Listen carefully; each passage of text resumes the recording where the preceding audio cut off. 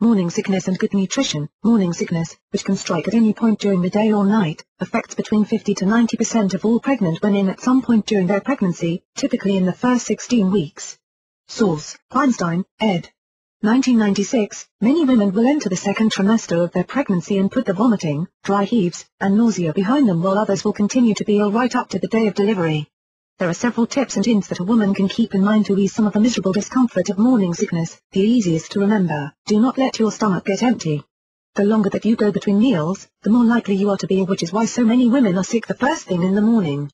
Even if you ate before you went to bed, you have typically spent at least 6 hours or more without food, a long time to go if you are pregnant.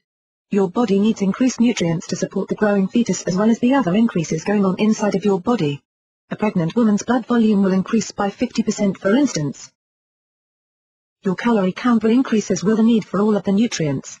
Protein intake should be no less than 60 grams per day, for instance, more if you're having twins.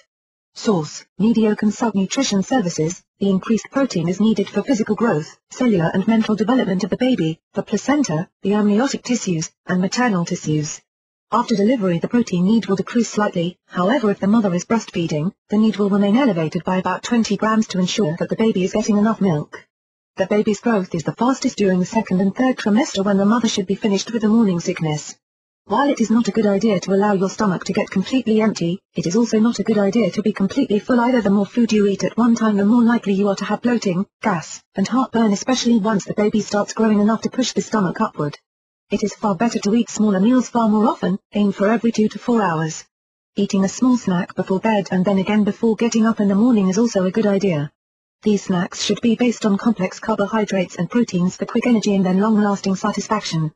Proteins take longer to break down in the body, so you feel satisfied for longer and can keep the body from feeling empty, which causes some of the nausea. Pregnancy is not a license to eat whatever you want. You are not eating for two.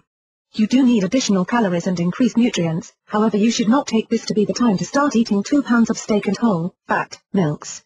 Pregnancy does not make you immune from high cholesterol, heart disease, and diabetes. In fact, many women are prone to a particular type of diabetes while they are pregnant called gestational pregnancy.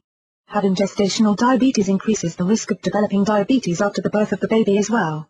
The best food choices as well as the right timing for those meals can make the difference between serious morning sickness and the ability to shake it off without a problem. All food nutrients are important, especially when they come in fresh food sources. However, it is possible to add protein supplements to the healthy diet of a pregnant woman as well. Protein supplements including shakes, liquid protein shots, and protein bars can serve as between meal snacks, making sure that the woman is never far between meals and that she is getting the right amount of protein as well. Complex carbohydrates. Eating complex carbohydrates every few hours is a good idea. The American Heart Association suggests that the diet be made of 50% carbohydrates, 30% proteins, and 20% fats. However, your own doctor may suggest a different dietary plan for your pregnancy. Good sources of carbohydrates include whole grain breads, pasta, and cereals. Complex carbohydrates are those that break down slowly in the body and do not cause the sugar surge that could be a problem.